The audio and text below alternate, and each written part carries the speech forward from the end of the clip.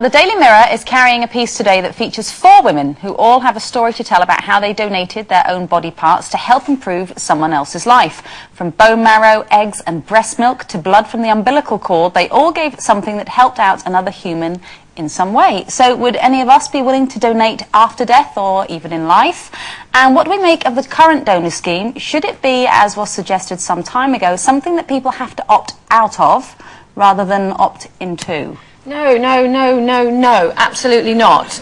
Now, I know people are going to think that, you know, I'm being rather selfish by saying that, but I really don't think that it's right, and I think it's quite sinister that the state would have power over your body, you know, and you would have no right over it if you forgot, say, to opt out. Now, you have the choice to opt in, and everybody has that choice.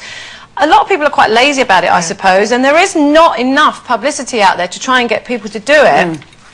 But no, to say your organs can be taken away without any kind of permission unless you opt out is completely wrong, and I don't like the idea of it. So you think the current scheme of opting in by carrying a donor card is the right way to go? Yeah, or by some database or whatever. I don't know, that there might be an easier way of doing it than, you know, or a way of making people more. I mean, but I'm classic. You know, every time I have this conversation with people, I think I must do it. I must go and do it, and I forget, and I don't. It's on my low on my priorities. And yet, you know, if my children needed a transplant, or just you see people need one, you think, oh, I should do this. But I think the American is the right idea, because when you go for your driver's license there, and like here now, you have to renew it every few years, you have to tick a box.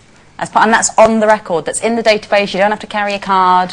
Well, you tick it. You tick it to say, yes, I want to be a donor of this, this, and this, or not. So it's sort of one decision, and you have to do it there and then during an official sort of enrolment for your licence, and that's it. And I think that's probably a pretty good way to go. That would be good. And then, of course, though, that's fine, and you're in the kitchen one day, and then 5 years later, say Mr. Spain, God forbid, was in an accident and needed something donated, or they wanted to take something from him to donate to somebody else, I'm not sure. I'd have a problem with certain parts, I think.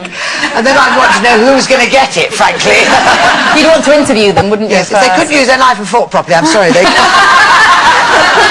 Ultimately, you're right, I suppose, because it's your body, and that's the only thing, really, that you completely own. And you should have jurisdiction over it, absolutely. I sort of, my point of view is because I'm Jewish, and though not an overtly practicing Jew, the Jewish religion sort of dictates that when you get buried with sort of all your bits that you were born with. So we officially don't carry donor cards, don't donate. And I suppose even though I'm not particularly practicing, that's sort of stuck within me somewhere. And I kind of have that strong feeling. Although hypocritically, you know, if I, God forbid, needed something, or my daughter, clearly I'd want someone to donate to her. So and in fact, it's taken one step further, because if, when you're alive, you know, unfortunately you had to have a limb amputated, the Jewish religion, you actually bury the limb at the time, and then when you die, they dig it up again and bury you with it. So you go out of the world with all the limbs you came in with. A huge waste of resources is, and not that many people really know about it, is the blood that is in the umbilical cord. Sorry if you're eating your lunch. When a baby is born, for a very short period of time, if that blood is collected and frozen and stored, that is the richest source of stem cells. It's like gold dust in terms of health insurance. So if my babies we've stored both our babies, and if they were to get sick, or even actually if we were to get sick, they can be used as the sort of medical gold dust and there's a very high cure rate with that sort of thing. If you can use your own stem, it's not well known, and unfortunately I think there's only 2 hospitals NHS-wise that do it. We did it privately, and that can be done, and it's stored for 20 years.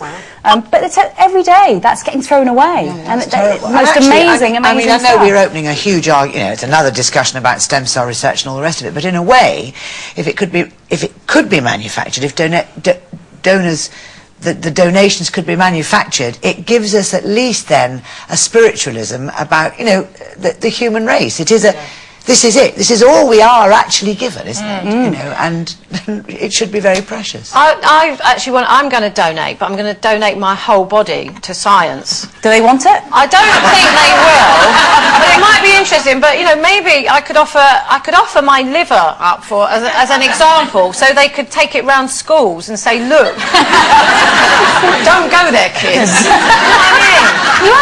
going to donate your body, though, aren't you? No, seriously. I really am, because I'm not passionate and I'm not emotional about what happens to me after I die. I really don't care. And if it can do so, it can do some good by, you know, donating to science so people can find out what, you know, to cure disease, then great, and that's what I want to do.